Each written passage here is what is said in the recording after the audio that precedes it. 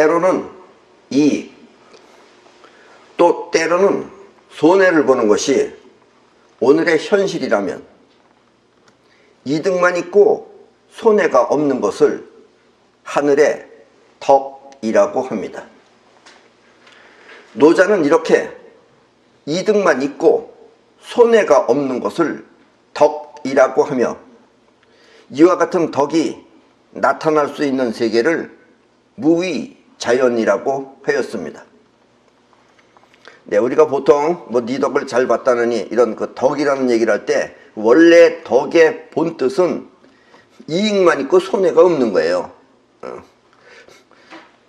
그런데 손해가 껴있으면 덕이 아니다, 이런 이야기입니다. 세상은 두 가지 작용에 의해서 나타나거나 없어집니다. 여러분들이 볼 때는 굉장히 복잡하게 세상이 돌아가는 것 같지만 딱 두 가지 작용밖에 없습니다. 그 중에 하나는 끌어당기는 작용이고 또 하나는 뻗어나가는 작용입니다. 끌어당기는 작용이 서로 뭉쳐놓으면 새로운 것이 탄생하고, 또 뻗어나가는 작용이 그 있는 것을 흩어 놓으면 만물은 부서져서 없어집니다. 그리고 이 두 가지 작용은 서로 다른 별개의 작용이 아니라 사실은 같은 한 몸입니다. 네, 이래서 우리가 알 것 같으면서도 여러분들이 잘 모르는 거예요. 한 몸이기 때문에. 어떨 때는 끌어당기는 기운이 강하게 작용하고 또 어떨 때는 뻗어나가는 기운이 강하게 작용할 뿐, 이 둘은 항상 같이 있는 것입니다. 그래서 세상은 커지기도 하고 줄어들기도 하지만 결과적으로는 항상 일정한 것입니다. 네, 그래서 우리 눈에 보일 때는 커졌다 줄어들었다는 것 같지만 이 세상은 항상 그대로다라는 이야기입니다. 그래서 그런 걸 과학은 질량불변의 법칙이라고도 합니다. 이렇게 일정한 모습이 우주의 본 모습이며, 그 일정한 모습이 우주의 본 모습이에요. 본 모습이며 우주는 그 서로 다른 두 가지 작용을 동시에 하고 있는 것입니다. 동양에서는 이와 같은 우주의 본 모습, 즉 그 일정한 모습, 그 본 모습을 무극이라고 하고, 또 서로 다른 두 가지 작용을 태극이라고 합니다. 때문에 우주의 작용은 손해가 없고 오로지 이득만 있는 무위자연의 덕을 갖추고 있는 것입니다. 그래서 우리나라 태극기도 위에는 빨강, 밑에는 파랑으로 그려놓은 것이, 그리고 중간에 이렇게 모양이 생겼잖아요. 이렇게 모양이 생겼던 게 하나는 끌어당긴다는 뜻이고 하나는 뻗어나간다는 뜻이에요. 그래서 두 개가 있는 것이 태극입니다.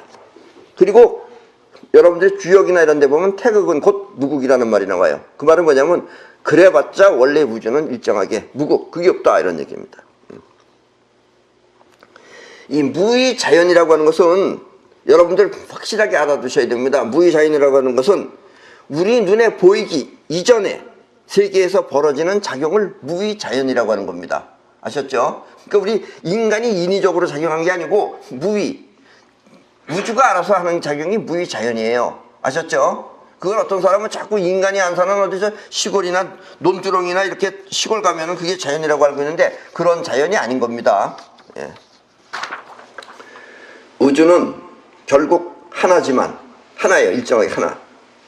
그 작용은 둘이며 또 작용이 일어나는 형태는 셋이 있어서, 형태는 셋이에요. 작용은 둘이고 우주는 하나지만 그 작용이 일어나는 형태는 세 개가 있어요. 세 개가 있어서 이 세상은 세 가지 형태와 그리고 두 가지 작용에 의해서 창조되고 또 변하고 그리고 없어지는 것입니다. 이와 같은 우주의 세 가지 형태를 공간, 에너지, 그리고 온도라고 하며 이 세 가지 형태와 두 가지 작용에 의해 삼라만상이 창조되며 또 변하거나 없어지는 것입니다. 그리고 이렇게 세 가지 형태를 갖다가 우리 동양에서는, 특히 우리나라에서는 삼태극이라고 합니다. 그러니까 태극이 들어있는 세 가지다, 이런 뜻이에요. 아셨죠? 우리나라 그 마크 가운데 보면은 그 빨강색, 파랑색, 하양색으로 쓰고 있는 그 마크가 삼태극입니다. 그게 아셨죠? 이것을 노자는 일생이, 즉 하나가 둘을 낳고, 이생삼, 둘이 셋을 낳고, 삼생만물, 셋이 만물을 낳는다고 한 것입니다. 여기서 하나는 맨 처음에 무국, 이 우주가 둘을 낳고 작용, 태극을 낳고, 이생삼, 여기서 형태가 셋이다. 즉 삼태극을 낳고, 그리고 삼태극과 작용에 의해서 만물이 생기는 것이 삼생만물이다 라는 뜻입니다. 그러나 우주는 항상 하나입니다. 그렇게 해서 뭐 변한다고 해서 이게 여러 가지가 있는 게 아니고, 이게 그래봤자 우주는 하나밖에 없어요.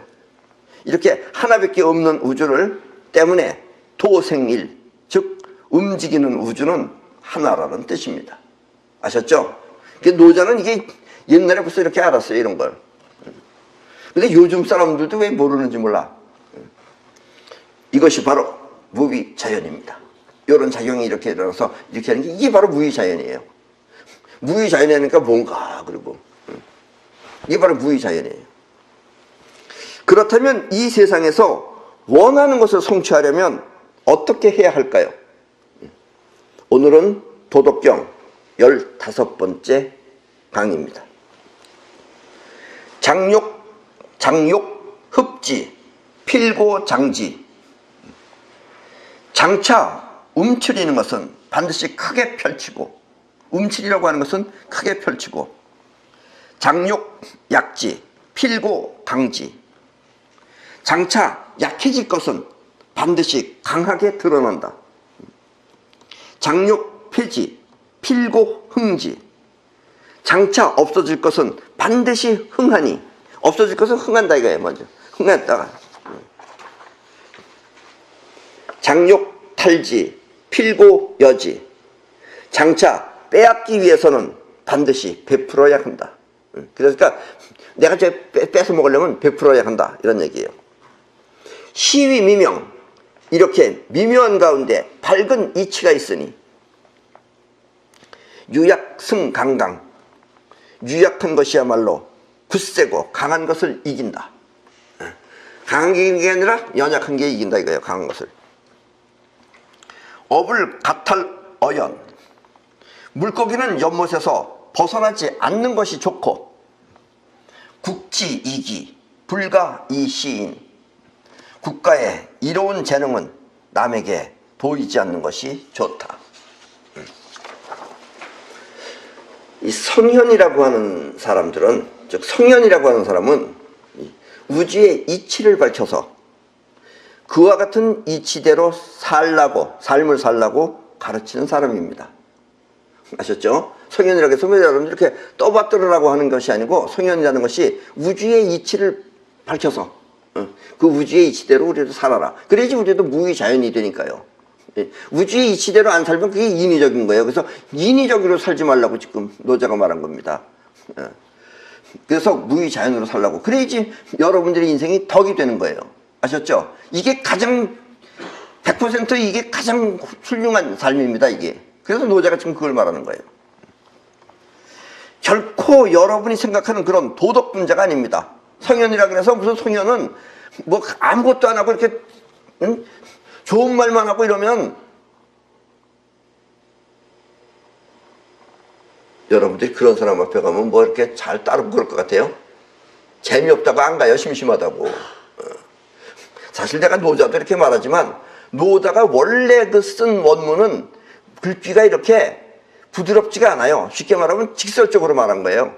이걸 뒤에 있는 인간들이 인위적으로 이렇게 많이 다듬어서 보듬어서 이렇게 좋게 말해 놓은 거예요. 안 그러면 노자도 직설적으로 말했습니다. 성격 생긴 거 보세요. 다음 주에 얘기하겠지만 노자는 자기 이름도 바꾼 사람이에요. 성도 바꾼 사람이에요. 그러니까 원래 그 당시에는 성도 이렇게, 옛날 중국에는 성도 왕이 뭐 잘했다 이러면 너 성 바꿔라. 이름이 뭐냐? 응? 뭐라고? 박씨라고? 넌 저 뭐야 이율곡이라고 바꿔라. 이러면 이제 바꾸는 거예요. 그러면은. 그래서 성도 바꿨어요. 원래 노자는 원래 그 이 시간입니다. 이 시간. 그 다음 시간에 얘기하겠습니다. 여러분이 생각하는 이 도덕 분자는 한 방향으로 일정하게 생각하는 그런 사람으로 어긋남이 없지만 우주의 작용은 결코 한 방향으로 일정하게 작용하는 그런 것이 아닙니다. 그러니까 벌써 한 방향으로 일정하게 생각하는 그런 생각한다는 자체부터가 여러분들이 그것부터가 우주에 작용하고 틀리는 얘기예요. 여러분이 바라보는 여러분이 좋아하는 여러분의 희망사항인 거죠. 그런 도덕 분자가 아닙니다. 성현이라고 하는 것은. 성현도 싸우고 다 해요. 옛날에 그 인도에 보면 크리슈나라고 있어요. 하레 크리슈나. 그 사람을 흠모하는 종교가 이름이 뭐예요? 힌두교예요. 힌두교. 하레 크리슈나 그 밑에 있는 그 제자가 있어요. 그 친구도 왕자 출신인가 그래요. 근데 이 친구가 마음이 연약한 거예요. 그래서 자기 사촌이 그 왕자리를 엿본 거예요. 그러니까 가서 싸워서 이겨라 라고 가르치는 거야. 하레 크리슈나가. 그 얘가 어떻게 내가 동생을 때리겠습니까? 이러는 거예요. 그럼 네가 죽는다 이놈아. 이래가지고 하레 크리슈나가 마차를 자기가 운전하면서 넌 가서 싸우기만 해라. 그럼 내가 마차 운전할게. 그러니까 순 하레 크리슈나의 힘에 의해서 싸워서 이긴 거예요. 성현은 안 싸우고 가만히 무슨 좋은 얘기만 하고 이러는 거 아닙니다. 아셨죠? 여러분들이 무슨 생각하는 성현 부수가 잘못되어 있는 거예요. 여러분들이 생각하는 하느님, 여러분이 생각하는 부처님, 그건 여러분들하고 전혀 관계없는 거예요. 아셨죠? 원래 우주가 그렇게 일정한 방향이 아니에요. 갔다가 아까도 얘기했잖아요. 좋은 쪽의 에너지가 갔다가 갑자기 뒤바뀌기도 하는 게 우주에 원래 생긴 것이 그런 겁니다. 그래서 이 인간들이 노자를 설명하면요, 오늘 이 대목도 인간들은 어떻게 이 사람의 성현이, 아까 내가 뭐라 그랬어요? 장차 빼앗기 위해서는 반드시 베풀어야 한다. 이런 야비하다고 이러면서 노자의 흉을 많이 봤어요, 이거를. 그래서 내가 지금 노자를 대신해서 지금 이런 걸 지금 여러분들한테 얘기해 주는 겁니다. 자, 예를 들면 그 하나님을 믿는 사람은 비가 오나 눈이 오나 더우나 추우나 일요일이면 항상 교회에 간다고 생각을 합니다. 그리고 그렇게 가야지만이 하나님이 도와주는 줄 알고 있어요.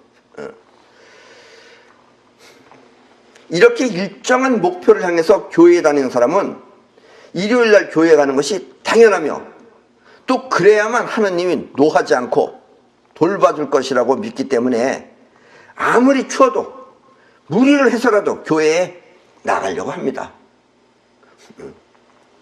그러니까 뭐 좀 춥다고 안 가고 좀 덥다고 안 가고 그러면은 헌금은 누가 해? 그러면 가야 되는 거예요. 아셨죠? 나는 여러분들한테 추운 겨울에는 밖에 나가면 우리 몸속에는 정전기가 있어요. 정전기. 여러분들이 겨울에 쇠붙이 같은 거 하면 칙하고서 아침에 전기가 오는 게 정전기가 빠져나갔기 때문에 그래요. 근데 이 정전기라는 게 몸 안에 있는데 이게 갑자기 추운 데 나가면 기압이 확 변해버립니다. 그게 몸 안에 겨우 한 몇백 볼트가 있었다면은 갑자기 추운 데 나가면 이게 10,000볼트 이상으로 올라가 버려요. 그러면은 여러분들은 대기 속 안에서 번개가 친다고 생각하지만 여러분들 몸 안에서도 번개 치는 거예요. 그럼 번개 치면 어떻게 되겠어요? 여러분들 심장이고 뭐고 번개가 쳐가지고 여러분들이 쓰러지는 겁니다. 그러면 여러분들은 나이 먹으면은 잘못하면 몸에 기력도 없는 데다가 몸 안에서 번개 맞으면 죽는 거예요. 그래서 함부로 나이 먹으면은 추울 때 바깥에 나가면 안 되는 거예요. 이런 얘기를 이렇게 내가 수수히 얘기했잖아요.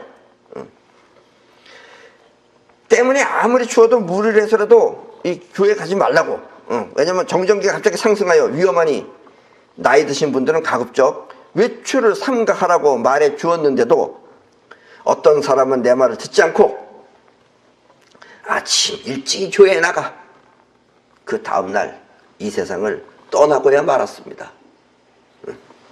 불과 2달 전의 일입니다. 신앙과 현실은 엄연히 다른 건데 이분의 종교가는 한결같은 믿음을 갖고 믿음대로 그렇게 했던 것입니다. 또 이렇게 되면 또 이제 뭐라고 생각하느냐? 좋게 생각해요. 하느님이 나를 데리고 가셨다고 이렇게. 몸 안에서 번개 쳐서 돌아가신 건 잘 모르고 하느님이 나를 거둬들였다. 이렇게 또 이해해요. 우리 인간은 참 편리합니다. 예, 어떤 면에서는. 이렇게 여러분이 생각하는 종교와 현실은 엄연히 다른 것입니다. 또 내가 여러분들한테 이미 내가 원하는 것이 이미 이루어졌다고 믿고 계속해서 될 때까지 최선을 다하라. 그리하면 원하는 것은 반드시 이루어진다. 그리고 이것을 사이파워라고 한다. 이렇게 지금까지 1년 동안 수없이 얘기를 했어요. 그런데 사람들은 이 말의 뜻을 알려고 하지 말고, 이 뜻을 알려고도 하지 않고, 저게 무슨 뜻인가 이렇게 알려고 안 하고, 단지 잘 돼야 할 텐데 걱정만 하는 거예요. 걱정만 하면은 뭐라 그랬어요? 안 된다 그랬죠? 걱정한 대로 된다고. 그래서 이미 됐다고 믿고, 그리고 최선을 다해서 꾸준히 하면은 그 다음부터는 우주의 덕으로 하는 거예요. 덕으로. 덕이 되게끔 해주는 거예요. 이게. 이거 지금 노자도 말하는 거예요. 자, 지금 저 사진에 나와 있는 저 글은, 네, 저 보시죠? 저 글은 지난 금요일, 요번 주간입니다. 지난 금요일 평창 올림픽에서 스켈레톤이라고 하는, 스켈레톤이 뭐냐면 엎드려서 썰매 타고 달리는 거예요. 엎드려 썰매 타기 선수가, 지금 저 선수가 한 겁니다. 저 선수가 금메달을 받으면서 한 말입니다. 우리 한국 선수입니다. 한국 선수니까 저렇게 말한 거예요. 저거 아셨죠? 그 선수는 매일 밤 자기가 시상대에서 금메달 받는 그런 생각을 매일 밤 했대요. 잠잘 때. 근데 그 상 받는 것이 꿈에 나타나지 않았대요. 그래서 실제로 받은 거예요. 아셨죠? 꿈에는 안 나왔지만 어쨌든 매일 밤 자기가 시상대에서 금메달 받는 생각을 하고, 그리고 자기가 뭘 깨달았냐면 계속 생각하고 바라면 이루어진다는 게 맞는 말이라는 것을 오늘 알았다 라고 그렇게 인터뷰했어요. 얼마나 훌륭한 선수입니까? 그러니까 이미 그렇게 됐다고 믿고 그렇게 하면 그렇게 된다고 그러는데, 사이파워란 이렇게 같은 생각을 꾸준히 반복하면 그것이 영혼의 각인이 되어서 영혼이 그와 같은 현실을 불러오는 것입니다.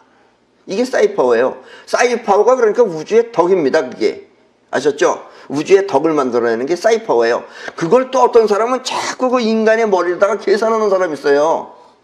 네. 계산해서 이게 맞느니 틀리느니. 그래가지고 노자도 말했잖아요. 인간은 많이 알면은 자꾸 남을 무시하고 깔보고 그러면서 이상한 싸움한다고. 그래서 알지 말라 그러는 거예요. 무의 자연을 터득하라는 얘기예요. 그래서 노자는. 그리고 거기서 그 자꾸 아는 척 하는 거 하지 말라 그런 건 대상이 누굴 것 같아요, 여러분들은? 석가다, 예수다, 공자다, 마호메시다. 누굴 것 같아요?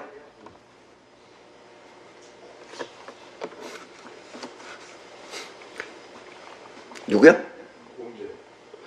그렇죠. 왜냐면 그때는 비행기 타고 왔다 갔다가 아니에요. 자기 주변에 일어나는 건 알지 멀리 일어나는 거 몰라요.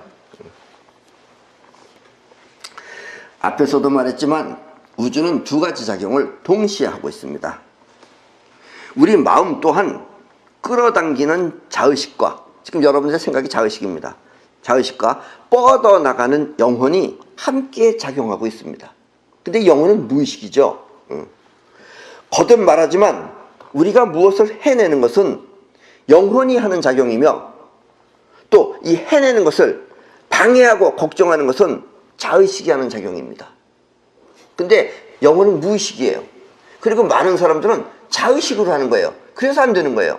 그러니까 여러분들이 수양한다든가 뭐 정신 능력을 키우려면은 영혼이 하는 쪽을 하면은 여러분들은 이제 그다음부터는 여러분들이 성공을 하는 거다라는 이야기입니다.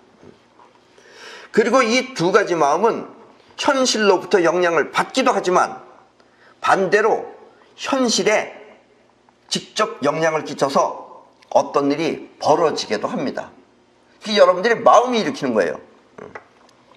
예를 들면은 자의식이 현실에 만족하면, 자의식이 현실에 만족하면 그 만족이라고 하는 마음 상태가 그 있는 현실, 지금 그 현실 때문에 만족한 거예요. 그 있는 현실을 밀어내버려서 다시 만족 이전의 상태로 되돌아가게 합니다. 그래서 사람이 한번 뭐 차면 기운하니 이런 얘기 하는 거예요. 이것을 쉽게 말하면 복권에 당첨된 사람이, 복권에 당첨됐어. 당첨된 사람이 너무 좋아서, 좋아하면은, 그렇게 만족하면은 그 만족이 있는 재산을 모두 다시 날려버린다는 뜻입니다. 이렇게 세상은 끌어당기는 기운과 뻗어나가는 기운에 의해서 우여곡절이라고 하는 여러 가지 일들이 벌어지고 있는 것입니다. 동양에서는 이와 같은 끌어당기는 기운을 또 뻗어나가는 기운을 양이라고 합니다. 아셨죠? 양은 뻗어나가는 기운이고 음은 끌어당기는 기운이에요. 이걸 어떤 사람은 양이 파랑입니까? 빨간 게 음입니까? 이런 거 따지는 사람이 있어요. 그건 그냥 보이는 세상이고 원래 작용이 문제인 겁니다. 아셨죠? 오늘의 이 강의는 매우 중요한 강의입니다. 이제 도덕경의 최고 정제를 말하고 있는 거예요.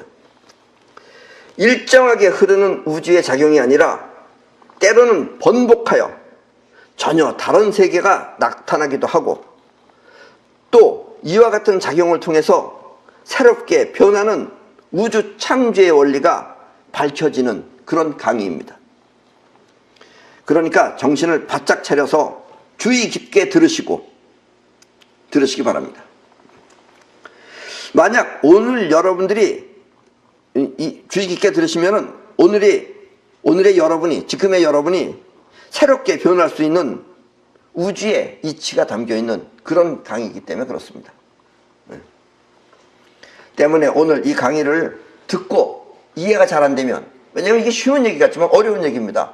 그래서 우리는 그 쉽게 이해하는 걸 좋아하는 사람들은 우리 강의에 안 들어와요. 무슨 얘기인지 모른다고. 이게 아주 중요한 얘기인데 이 강의를 듣고 이해가 안 되면 나중에 다시 듣고 또 들어서 반드시 이해하시기 바랍니다. 이거 오늘 강의만 여러분들이 완벽하게 이해하면 여러분들의 인생은 이제 덕 보는 거예요. 덕. 아셨죠? 노자의 덕. 이거. 자, 지금 여러분 눈앞에 보이는 물체가 견고하고 분명하게 잘 있다면, 예를 들어서 이 마이크 견고하게 이렇게 잘 있다면 이것은 에너지, 즉 끌어당기는 기운이 강하게 작용하고 있기 때문입니다. 그래서 이렇게 강하게 야물딱지게 이렇게 있는 거예요. 그렇다고 이것들이 언제까지나 견고하게 뭉쳐있는 것은 아닙니다. 이게 몇천 년 가는 건 아니에요. 이게. 우리 눈에는 아무것도 안 하고 가만히 멎어 있는 것처럼 보이지만 또 가만히 멎어 있는 것 같잖아요. 그런데 사실은 이걸 현미경, 전자현미경으로 들어보면은 이 알맹이들은 지금도 쉬지 않고 계속해서 움직이고 있는 것입니다. 그러다가 언젠간 끌어당기는 기운이 약해지면은 그때 반대로 뻗어나가는 기운이 강해져서, 움직이는 기운이 강해져서 바로 그때를 우리는 뭐라 그러냐면 낡았다고 하며 그 물체는 서서히 부서져 없어지는 것입니다. 아셨죠? 이렇게 부서지기 시작하는 시점이 바로 강하게 뭉쳐있던 상태 그 다음입니다. 그래서 아까도 뭐라 그랬어요? 강한 것이 약해지려면 반드시 먼저 강해진다 라고 노자가 말했잖아요. 우리는 이것을 차면 기운하니 라고 말합니다. 우리나라 속담에 차면 기운하니가 바로 이것을 말하는 것이다 라는 이야기입니다. 때문에 노자는 움츠리는 것은 반드시 펼친다고 한 것입니다. 그 두 가지 작용이 동시에 있기 때문에 그래요. 자, 여러분들의 이 손가락도 주먹을 쥐기 위해서는 먼저 손바닥을 쫙 펴야 합니다. 그래가지고 이렇게 쥐는 거예요. 아셨죠? 주먹은 이렇게 말아주는 겁니다. 이게. 아셨죠? 그냥 이렇게 쥐는 게 아니에요. 이게 여자들이 나는 거고, 남자들은 주먹을 이렇게 해서 이렇게 말아줍니다. 이렇게. 이게 바로 태권도에서 하는 주먹이에요. 이게. 주먹을 쥐기 위해서는 먼저 손바닥을 쫙 펴야 합니다. 그리고 약해지기 위해서는 먼저 강하게 굳건해야 합니다. 이렇게 변화가 일어날 수 있는 경계점을 황금률이라고 하며 어느 쪽이든 70%를 넘기면 그때부터 서서히 반대편 작용이 나타나기 시작합니다. 그러니까 얘도 70% 뭉쳐있는 힘이 70%가 넘어가 버리면 그때부터는 얘는 서서히 부서지기 시작하는 거예요. 그러면 이제 부서지는 쪽으로 이제 점점 강해지는 거예요. 그러다가 이제 우리가 보통 이제 낡았다라 그러고 어느 순간에 이제 없어진다라는 이야기입니다. 여러분들의 몸도 마찬가지입니다. 그래서 강한 것은 반드시 약해지는 것이며 또 만족하면 반드시 있는 현실을 사라지게 하는 것입니다. 그러니까 여러분들이 좀 잘 산다 그래서 막 좋아하면 곧 못 사는 상태가 오는 거예요. 그래서 노자도 얘기했잖아요. 마음을 비우라고. 마음을 비우라는 것이 만족하지 말라는 뜻이에요. 요즘은 올림픽 하잖아요. 나는 올림픽 안 봅니다. 왜 안 보느냐? 막 사람들이 좋아하잖아요. 좋아하면 어떻게 했겠어요, 그 사람이? 당연히 1등 해야 될 사람인데 막 좋아하면 실격당해요. 조금 있다가. 봐보세요. 막 좋아하면 당연히 금메달 딸 것 같습니다. 0.01초 사이로 졌대. 예. 얼마나 억울하겠어요. 그리고 금메달과 은메달은 천지 차이입니다. 은메달은 그거 뭐 메달 딴 사람이 그것도 은메달이겠지만 그건 기억에도 없어요. 그거는 이 형이 금메달 따야지. 그러니까 처음부터 금메달 따고 마음 먹고선 해야 되는 겁니다. 사이퍼를 해야 돼요. 아까 그 친구처럼. 그러니까 그 이름이 어려워서 나는 그걸 그냥 엎드려 썰매타기라 그럽니다. 난 그 엎드려 썰매타기는 저건 왜 운동인가라고 싶었어요. 저건 무슨 운동하나 그랬는데 그 친구도 하루에 뭐 250kg 역기를 든대요. 그 다리 통통하게 하기 위해서. 별 뭐 몇 발자국 안 뛰는 것 같은데 저거 왜 운동인가? 하여튼 서양에는 웃겨요. 재밌는 거 많잖아요, 그거. 그 청소하는 거. 하는 거. 나 저거 매주에 나왔을 때 난 재밌다고 봤어요, 그거. 나 그건 봐요. 왜냐면 쟤네들 얼마나 고생해. 그러니까 또 그거 보니까 요즘은 애들도 그런데 집에 가면은 여러분들 그 어떤 집에 가면은 그 자동 청소기 있습니다. 자동 청소기 지가 다니잖아요. 그러니까 거기 붙잡고 가지고 싹 막 가는 거예요. 청소기 또 그거 따라오는 줄 알고. 하여튼 이 지구인들은 별별 짓을 다 해요. 그건 뭐 스포츠인지 운동인지 난 그게 구별이 안 돼.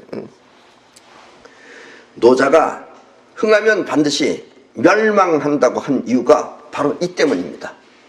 체면 기원하니. 때문에 망하지 않기 위해서는 마음을 항상 비우라고 했습니다. 비워야지 만족하면 만족이 있는 현실을 밀어버려요. 그러니까 자의식이 만족하지 말라는 뜻이에요. 그 자의식을 비우라는 뜻입니다. 아셨죠? 왜냐하면 우리의 자의식이 만족하면 그 만족이라는 마음 상태가 있는 현실을 밀어내버리기 때문입니다. 그래서 자의식은 비우고 영혼은 계속해서 원하는 것을 끌어와야 하는 것입니다. 이렇게 계속 잘 되기 위해서는 먼저 끌어올 대상을 마음에 품고 시작해야 합니다. 열심히 노력하면 잘 되겠지? 안 돼요. 이미 손자병법은 이제 다음에 강의할 겁니다. 손자병법도 이겨놓고 싸우는 거예요. 싸워서 이기려고 그러면 안 되는 거예요. 그렇게 해서 뭐 이길 수도 있겠지만 거의 집니다. 그렇게 되면. 그러니까 열심히 노력하고선 결과를 바라보는 게 아니고 이미 결과를 품고 시작해야 되는 거예요. 아셨죠? 요거 순번 모르면 아무리 해도 안 된다고 되는 거예요. 무턱대고 열심히 한다요 좋은 결과가 나타나는 것은 아닙니다. 금메달을 딴 그 스켈레톤 선수가 시상대에서 금메달을 받는 생각을 꾸준히 하면서 연습을 했기 때문에 그렇게 했듯이 말입니다. 그래야지 그 사람 그 친구 딴 거예요. 그럼 뭐 동메달 딴다고 시상대에 올라가는 거 생각했겠어요? 동메달 딴다고 생각하면 아예 못 따요. 아셨죠? 이 우리의 자의식은 오간이라고 하는 육체의 감각기관을 통해서 보거나 듣고 생각을 합니다. 여러분들의 자의식은. 때문에 육체는 보이거나 들리는 것이 아니면 그 존재를 알 수 없습니다. 여기서 이제 무의자인이 어려운 거예요. 여러분들 눈으로 보려 그러니까. 반면에 우리의 영혼은 보이거나 들리지 않아도 그 변화를 감지할 수 있습니다. 그러니까 여러분들은 오감만 가지고 있는 줄 알아요. 그리고 이 오감만 가지고 따지는 사람들은 벌써 이 오감 바깥의 걸 아는 사람들은 그 사람들하고 같이 말이 안 돼, 말이. 이렇게 영혼이 느끼는 느낌을 기로 느낀다 이거예요. 기감이라고 하며, 기감은 영혼의 7가지 기능이 주관하는 것입니다. 영혼의 7가지 기능이 있어요, 영혼이. 그리고 7가지 기능을 주관하고 있는 에너지 샘을 칠성좌라고 합니다. 칠성자 중에는 생각하는 모습을 현실에 실현시키는 기능, 아까 같이 내가 이긴다고 해서 하면 이기는 기능, 그건 2번째 성자라는 게 해요. 손같이 갑니다. 그런 기능과 또 사랑을 주고받는 기능. 여러분들 사랑도 느끼잖아요? 사랑은 뭐 오감으로 느끼는 게 아니에요. 이 기감으로 느끼는 거지. 사랑을 주고받는 기능. 또 그리고 기분이 좋거나 나빠지는 것을 느끼는 그 감정의 기능. 또 눈에 보이지 않는 레벨을 감지, 레벨, 격차를 감지하는 기능 등 7가지가 있습니다. 그리고 또 뭐가 있겠어요? 아, 저 사람이 힘이 센지 약한지 그걸 느끼는 기능. 또 하나는 성적인 매력을 느끼는 기능. 이렇게 7가지가 있는 거예요. 아셨죠? 성적 매력은 눈으로 보고 느끼는 게 아닙니다, 그게. 그리고 이와 같은 7가지 기능 중에서 이 3번째 성자인 제3성자의 이 제3성자는 황금률이 변하는 시점을 감지할 수 있습니다. 그래서 이 인도에 요가하는 사람이나 이런 사람들은 제3성자는 별로가 아닌 건 줄 알고 있어요. 저건 왜 있나 싶어요. 이게 얼마나 중요한 건지 모르는 거예요. 여러분들이 사람 보면 벌써 저 사람은 레벨이 이렇게 쫙 보이는 사람, 이런 사람은 제3성자가 발달한 사람들입니다. 제3성자가 발달하지 않으면 사람은 저 사람이 대단한 사람인지 안 대단한 사람인지 분간을 못해요. 다 똑같은 줄 알지. 제3성자의 기능은 레벨이나 격차, 격 등을 눈에 보이지 않는 세계를 느낄 수가 있어서 이 기능이 발달된 사람은 텅 빈 하늘에, 일반인들이 보면 텅 비었지만 이 텅 빈 하늘에서 춤을 느끼며 또 평범한 곳에서 남다른 색, 여기서 색은 꼭 색깔이 말하는 거 아니에요. 어떤 그 뭐라 그럴까 묘한 그 어떤 특징, 이런 색을 느끼기도 합니다. 그리고 제3성자가 있는 부위는 갑상선이 있는 목 부분에 있습니다. 그 목이 느끼는 거예요, 그거를. 그러니까 여러분들 몸뚱아리도 목 위하고 목 밑에하고는 세상이 틀리는 겁니다. 아셨죠? 대부분 미천한 것들은 내려갈수록 미천한 것이고, 그래서 높은 사람은 목 위에가 대단한 사람이긴 하다, 이런 뜻입니다. 아셨죠? 꼭 그렇습니까? 예, 꼭 그렇습니다. 아셨죠? 현명한 사람이나 똑똑한 사람이라고 하면 대부분 머리가 좋은 사람이라고 알고 있어요, 여러분들이. 근데 이건 왜냐면 이 기감의 세계를 모르는 사람은 이렇게밖에 말할 수가 없어요. 그러나 머리라고 하는 것은, 머리가 하는 일은 암기, 외우거나 아니면 해석, 뭐 어떻게 해석한다든 이런 두뇌 활동을 말하는 것입니다. 그러니까 머리가 좋다고 하는 사람은 두뇌가 발달되어 있는 사람이다 라는 뜻이에요. 물론 머리가 좋은 사람은 공부를 하면 많은 지식을 습득할 수 있습니다. 이게 원래 머리가 나쁜 사람은 아무리 공부해도 안 돼요. 그래서 이런 사람들을 위해서 또 나라에서 배려해 준 것이 이제 방송통신대 이런 데도 있어요. 꼭 머리 나쁘다고 하는 건 아니에요. 머리 나쁘다고. 그건 뭐 사정 있어서 가르쳐주는 거지. 또 내가 이렇게 말했다 그래서 이상하게 생각하시면 안 됩니다. 그런 사람이 있어요. 그래서 많은 지식을 통해서 좋은 학교에 갈 수도 있습니다. 머리가 좋은 사람은 공부를 많이 하면 좋은 학교 갈 수 있어요. 아는 게 많으니까. 어떤 사람은 전 교과서를 다 외우는 사람도 있어요. 나도 옛날에 봤어요, 그런 사람도. 결국 서울대학교 갔어요. 그렇다고 그 사람이 결코 잘 되는 것은 아닙니다. 잘 되고 못 되고 하는 것은 머리 좋은 것하고는 관계없다는 뜻이에요. 왜냐하면 현실을 바로 볼 수 있는 기감이 없기 때문입니다. 현실을 바로 볼 수 있는 기감은 아까도 얘기했지만 칠성자 가는 거지 두뇌 가는 게 아니다라는 뜻입니다. 물론 기감을 통해서 좋은 학교를 선택한 사람은 무엇을 하더라도 잘 될 수 있습니다. 그러니까 기감으로다가 나는 이 학교 좋은 학교를 가야 되겠다 이렇게 간 사람은 좋은 학교 나와서 계속 잘 되죠. 그 사람은 벌써 기감이 있으니까, 현실을 보는 안목이 있으니까. 근데 그게 아니고 무조건 교과서를 다 외워가지고 좋은 학교 간 사람은 교과서 바깥에 얘기가 나오면 모르는 거예요. 보이지도 않고. 그러니까 잘 될 리가 없다라는 얘기입니다. 그래서 이렇게 기감이 없기 때문에 현실을 바라볼 수 없습니다. 자동차 운전면허증을 따기 위해서는 먼저 필기시험을 봐야 됩니다. 필기시험을 봐야지 그 다음 시험을 볼 수가 있어요. 그리고 필기시험은 60점 이상이 되어야지 다음 시험을 칠 수가 있습니다. 60점이 합격점이에요. 물론 이 머리가 좋은 사람은, 공부를 많이 했으니까 머리가 좋은 사람은 거의 100점 맞습니다. 거의 100점 맞아요. 근데 제3성자가 발달된 사람은 61점하고 100점을 같은 것으로 취급해요. 이 사람들은 그냥 60점에 딱 합격할 수도 있어요. 그 굳이 뭐하라 98점까지 맞냐, 100점 뭐하라 맞냐, 이렇게 생각해요. 뭐 100점 맞으면 맞고, 그걸 대단하게 생각 안 해요. 그러나 59점하고 60점은 하늘과 땅 차이입니다.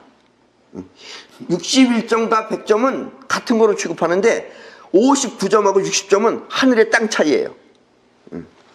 59점은 떨어지고 60점은 합격하기 때문입니다. 제3성자의 기능이 부족하면 아무리 머리가 좋고 공부를 잘해도 잘 살 수가 없습니다. 그리고 제3성자와 머리가 좋다고 하는 것은 아무 관계가 없습니다. 아셨죠? IQ가 150이 넘어도 제3성자의 기능이 미약한 사람은 잘 살 수가 없는 것입니다. 뭐 요즘 사람은 잘 모르겠지만 그래도 옛날에 한 50살 이상 된 사람들은 옛날에 김웅룡이라고 해서 3살 때 하버드 대학도 가서 공부했는지 뭔지 천재에 있었어요. 지금도 살고 있어요, 어디선가. 지금은 아주 평범한 셀러리맨입니다. 그러니까 IQ 좋다고 잘 되는 게 아니에요. 이 친구는 기감이 없어요.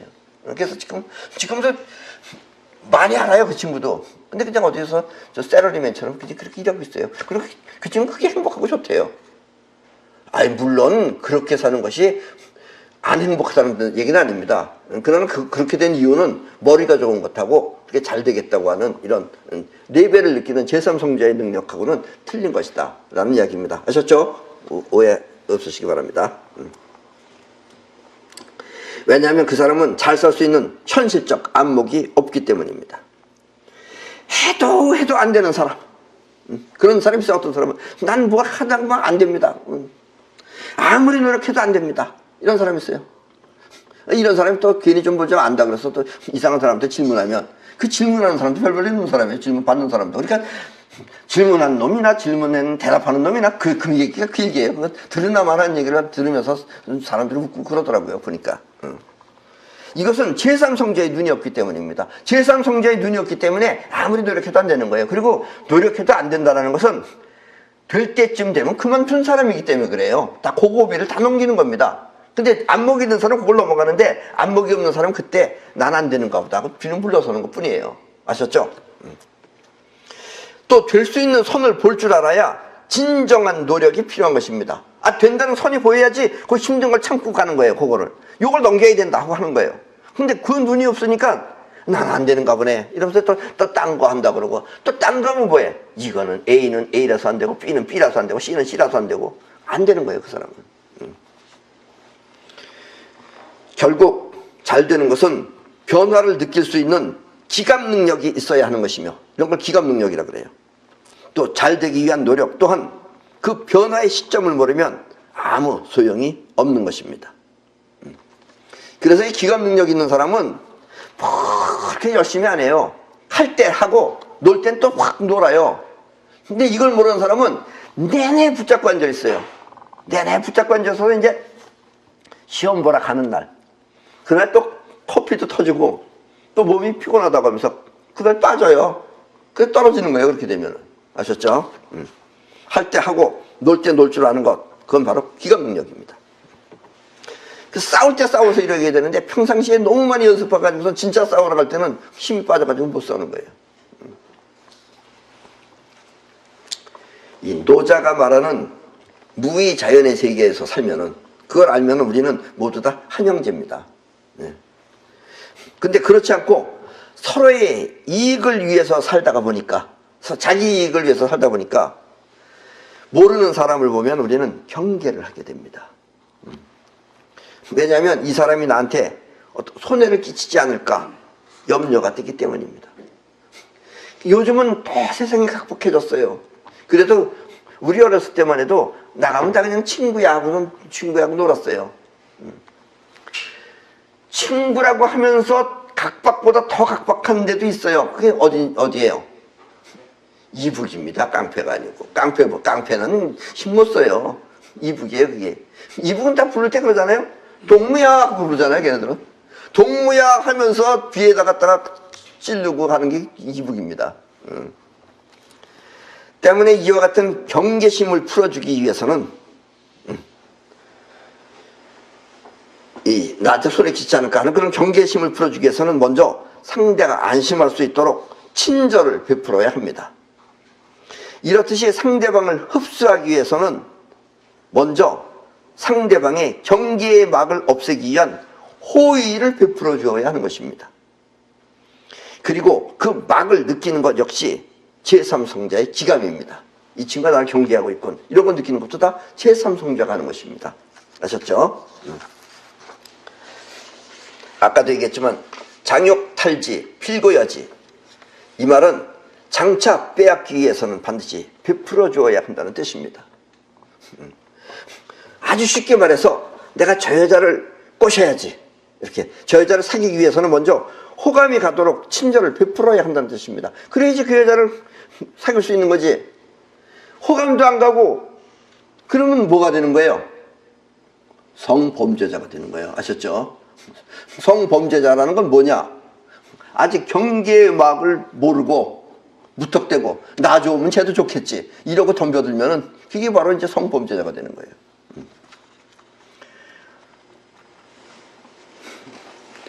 이와 같은 우주의 이치를 모르면 사람들은 노자를 비윤리적이라고 하면서 비난을 합니다. 아니 무슨 성현인 줄 알았는데 성현이 이렇게 째째하게 이런 비겁한 말을 하느냐. 장차 빼앗기 위해서는 먼저 줘라. 이러면서 비난을 합니다. 아무리 하나님을 믿고 따른다 하더라도 나이를 먹으면 추운 날 함부로 외출을 해서는 안 되는 것입니다. 하나님이 힘없어요. 그거는. 그 하나님이 그렇게 막 억지를 어거지를 쓴다. 난 지옥 가겠다고 지옥에 뛰어드는데 하나님 그걸 천당으로 안 만들어줘요. 아셨죠? 그래서 만들어주는 하나님은 그게 또 하나님이겠어요? 근데 사람들은 하나님을 지금 잘못 이해하고 있는 거예요. 하나님은 없어요. 아셨죠? 예. 있다고 믿지 마세요. 있다고 믿지 말고 우주에 이렇게 이치를 바로 알아야 된다라는 이야기입니다. 이렇듯이 상대방의 경계심을 풀어주기 위해서는 먼저 그 막을 없애기 위한 친절을 베푸는 것이 황금률의 법칙입니다. 그래야지 그 막이 없어지는 것이 이제 황금률이, 그것이 막이 없어지는 게 황금률이다라는 이야기입니다. 그런 수치가 있다는 얘기예요. 때문에 노자는 시위 미명, 이렇게 그 묘한 관계 속에 우주의 밝은 이치가 숨겨져 있다고 말한 것입니다. 밝은 이치, 그것은 제3성자가 레벨을 통해서 춤을 볼 수 있는 눈을 말합니다. 그러니까 제3성자가 밝은 이치를 그 황금률에 그걸 아는 거예요. 70%가 넘어갔느냐 안 넘어갔느냐 이런 것들 아는 것이 바로 제3성자가 느끼는 것이다 라는 이야기입니다. 아무리 강한 경계심도 진심으로 친절을 베풀면 언젠간 허물어지듯이, 아무리 강한 것도 유연한 것이 계속해서 접근하면 언젠간 허물어집니다. 우리 사람의 몸도 살아있는 몸, 살았을 때는 몸이 부드럽게 유연하지만 죽으면 뻣뻣하게 굳어지듯이, 그리고 또 나무와 풀도 한창 무성할 때는 야들야들하게 유연하지만 역시 시들면 뻣뻣해집니다. 그래서 풀도 시들시들해지면 뻣뻣해지기 시작해요. 그때 살았을 때는 하늘하늘거리면서 유연하다 이런 얘기예요. 때문에 억세고 강한 것은 생기를 잃은 것이고 부드럽고 약한 것은 활력으로 충만해 있다는 뜻입니다. 그래서 약한 것이 계속 접근하면 강한 것은 반드시 무너진다고 노자가 그렇게 말했습니다. 또 부드럽고 약한 것은 외부로부터의 힘을 잘 받아들이지만, 그러니까 바람이 불면 받아들여서 이렇게 휘척하고서 넘어가면 가지 바람에 부러지지 않는다는 뜻이에요. 억세고 강한 것은 도리어 쉽게 부러집니다.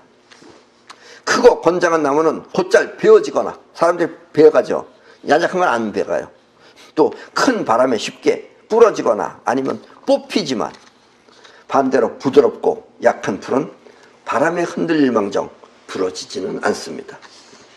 이렇게 강한 것은 한 번 작용하면서 영향력을 발휘한다면 유약한 것은 계속 반복하며 또 강한 것을 허물어뜨릴 수 있는 것입니다. 이렇게 약한 것이 강한 것을 이기는 것을 아까도 얘기했죠. 유약승강강이라고 합니다. 성현이 도덕 군자가 아니듯이 우리의 인생 또한 황금률을 벗어나면 현실이 바뀝니다. 돈이 없더라도 열심히 일을 해서 돈을 모아가지고 70%는 저축을 하고 30%는 그 30% 안에서 돈을 쓴다면 처음에는 좀 힘들겠죠. 그러나 자꾸 그렇게 하게끔 저축을 하는 거예요. 그러다 보면 어느 틈인가 여러분들은 70%는 저축을 하고 30% 안에서 생활할 수가 있게 됩니다. 그렇게 해서 몇 년을 살면은 몇 년 후에는 반드시 생활에 안정을 찾게 될 것입니다. 이렇게 계속해서 70%라고 하는 저축을 불려나가면 여러분은 어느새 부자가 되어 있는 자신을 발견하게 될 것입니다. 때문에 아무리 급한 사정이 있다 하더라도 절대 70%의 황금률을 무너뜨리면 안 됩니다. 친구가 갑자기 급하다고 해서 자기 70% 저축해 놓은 걸 갖다 허물어 주지 말라라는 뜻입니다. 차라리 같이 밥을 먹여줄 망정. 한순간 잘못 판단하여 이 황금률이 무너뜨리면은 그와 같은 상태가 다시 되기 위해서는 10년이라고 하는 긴 세월을 고생해야만 합니다. 때문에 있는 재산을 만족해서도 안 되고 만족하면 그 재산이 날아가는 거예요. 또 탕진해서도 안 되는 것입니다. 이것이 바로 성공의 황금률입니다. 그리고 이렇게 성공의 황금률을 계속 유지하려면 여러분들의 자의식을 비워야만 합니다. 그것이 마음을 비워라 하고 노자가 말했던 것입니다. 이 우주는 그냥 존재하는 것이 아니라 이렇게 어떤 원칙이 있어서 그 원칙에 의해 변하고 사라지며 존재하는 것입니다. 또 존재하는 모든 것은 그 중심에 핵이 있어. 이 핵을 통해서 뭉치고, 여기도 핵이 있는 거예요. 핵을 통해서 뭉치고, 또 축이라는 것이 있어서, 축이라는 건 움직임의 축이에요. 이 축 범주 안에서 작용을 해야만 합니다. 만약에 핵을 벗어나거나 축을 어기면 그 존재는 사라져버려. 그럼 이제 없어지는 거예요, 이 세상에서. 우주가 그렇게 만들어놨어요. 다시 무극의 상태로 돌아갑니다. 여유롭게 생활하기 위해서는 70%라는 황금률을 꼭 지켜야 하며, 물고기는 아무리 헤엄을 잘 친다 하더라도 결코 물을 떠나서는 안 되는 것입니다. 물고기가 지가 헤엄 잘 친다 그래가지고 그 물을 떠나. 그건 뭘 떠나는 거예요? 핵을 떠나는 거예요. 또 축을 벗어나는 거예요. 그래서 물고기가 물을 떠나면 안 되는 이유는 핵을 벗어나면 그 물고기는 없어지기 때문에 그렇습니다. 그럼 물고기는 말라붙들어 죽는 거죠. 그래서 노자는 어불, 각, 탈, 어연, 즉 물고기는 연못을 떠나서는 안 된다고 한 것입니다. 인간 역시 자연의 고마움을 잊지 말고 잘 보존해야 오래도록 잘 살 수 있는 것입니다. 그냥 자연을 자꾸 망가뜨리고 나 살기 위해서 자연을 망가뜨리면 그게 자기 식구 다 죽이는 거죠. 소중하고 귀한 것은 남들이 보지 않게 잘 보관해야지. 그 만족감을 못 참고 나 좋은 거 있다고 자랑을 하면, 남들한테 자랑하면 그것은 곧 내 거를 가져가라고 소문을 내는 것과 같습니다. 그건 핵을 지키지 못하는 거죠. 그래서 노자는 국지이기 불가이시인, 즉 국가의 이로운 기능이나 재산은 남에게 보이지 말라고 한 것입니다.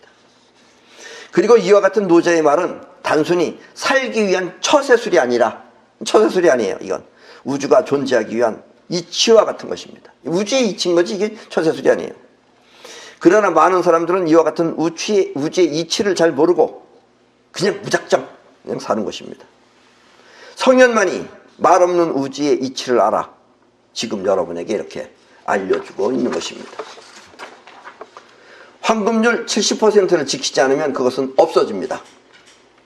누가 나빠서 빼앗아가는 것이 아니라 우주가 그렇게 없어지게 한 것입니다. 누가 뺏어갔든지 못했든지 이거 다 나중 얘기고 결국은 없어지는 거예요. 무의자연의 도기 때문에. 왜냐하면 우주는 이와 같은 작용을 통해서 존재하기 때문입니다. 그렇게 작용을 해야지 또 우주는 존재하는 거예요. 작용이 없는 존재는 있을 수가 없어요. 존재와 작용은 아프락삭스의 한 몸입니다. 거듭 말하지만 존재와 작용은 아프락삭스의 한 몸입니다. 때문에 존재하는 것은 반드시 움직여야 하며 또 움직여야 그것은 존재할 수 있는 것입니다. 만약 자기 욕심에 한 푼도 쓰지 않고 100% 모두를 간직한다면, 돈 벌어서 100% 모두를 다 간직한다면 그 사람은 어떻게 될 것 같아요? 한 푼도 안 써. 네? 밥도 안 사먹지. 돈 없어서, 돈 아껴서. 그리고 그 돈은 없는 것하고 같고 그 사람은 곧 죽을 것입니다. 그렇겠죠? 때문에 우리 몸도 계속해서 움직여야 건강하게 잘 살 수 있는 것이지, 움직이지 않고 가만히 있으면 시체처럼 되어서 썩어 없어지는 것입니다. 자의식은 비우고 영혼은 꾸준히 활동하는 것, 이것을 노자는 수자라고 했습니다. 수자. 한자는 저렇게 씁니다. 밑에 나와 있어요. 강과 바다는 낮은 곳에 있기에, 강하고 바다는 낮은 곳에 있기에 세상 모든 냇물을 받아들이고, 그러기에 모든 냇물은 강과 바다를 향해서 흘러갑니다. 모든 냇물은, 산에서 나는 모든 냇물은 전부 다 결국 흘러서 강으로 가고 결국 또 흘러서 바다로 갑니다. 그래서 강과 바다는 낮은 곳에 있기 때문에 그래요. 이렇게 자의식을 비우면 다투지 않고 영혼을 통해서 원하는 것 모두를 성취할 수 있습니다. 그래서 자의식을 비우려는 거예요. 여러분들의 자의식에 아는 게 많으면 사람을 무시해요. 그러니까 여러분들은 자의식은 비우면 비울수록 좋은 거예요. 이게 바로 노자가 말하는 무의자연이다라는 얘기예요. 낮은 것은 곧 자의식이고, 자의식은 낮아야 된다 이거예요. 또 강과 바다로 흘러가는 것은 곧 영혼입니다. 그리고 이것을 수자라고 합니다. 수자란, 다시 말하면 영혼을 통해서 성취하되 동시에 자의식 안으로 걷어들여서 간직한다는 뜻입니다. 그래서 수자라는 것은 영혼을 통해서 모든 걸 다 성취하되 동시에 자의식 안으로 걷어들여서 간직한다는 뜻입니다. 그러니까 채우면 안 돼요. 자식은 받아만 드려야지 계속 받아들일 수 있는 거예요. 이걸 찾다고 만족하면 그 다음부터는 여러분들은 다시 망하는 겁니다. 설명이 좀 까다롭기는 하지만 이것이 가장 온전하게 사는 우리의 삶입니다. 우주예요, 여러분들은. 이렇게 여러분들이 오늘 내가 한 말대로만 여러분들은 산다면 그런 여러분들은 거의 하느님하고 동격입니다. 아셨죠? 신이 이렇게 사는 거예요. 신이 만약에 있다면 신이 사는 게 이렇게 사는 거예요. 아셨죠? 그리고 자의식의 영향을 받지 않고 영혼을 통해서 원하는 것을 성취하는 것을 무의자연이라고 합니다. 우리는 이렇게 자연스럽게 이루어지는 무의자연의 힘을 사이파워라고 합니다. 이게 바로 사이파워입니다. 그리고 인생은 자기도 모르게 사이파워에 의해서 미래가 결정됩니다.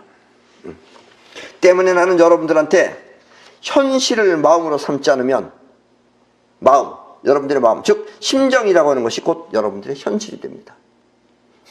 그래서 현실을 마음으로 삼아야지, 있는 현실을 소중하게 생각해야지, 자기 이기심 때문에 이런 것들을 싫어하면 자기는 외로워진다 이런 얘기예요. 아셨죠? 이거 아주 중요한 얘기입니다. 팔만 대중경을 다 버려도 돼요. 번뇌무진 서운다고 손톱으로 털어버리면 돼요. 단 하나, 현실을 마음으로 삼지 않으면 여러분들의 마음, 즉 심정이 여러분들의 현실이 됩니다. 마음을 비우지 않으면 현실은 바로 보이지 않습니다. 마음을 비워야지만 현실이라는 게 바로 보이는 거지, 마음이 차있기 때문에 찬 것대로 보이는 거예요. 감정에 빠져 있으면, 즉 심정에 빠져 있으면 현실이 왜곡되어서 보이는 것입니다. 때문에 현실을 위해 자의식을 비우고자 하는 일은, 이 현실을 위해서 자의식은 비우고 그리고 하고자 하는 일을 마음껏 성취하시기 바랍니다. 그럼 오늘 강의는 이걸로 끝내겠습니다.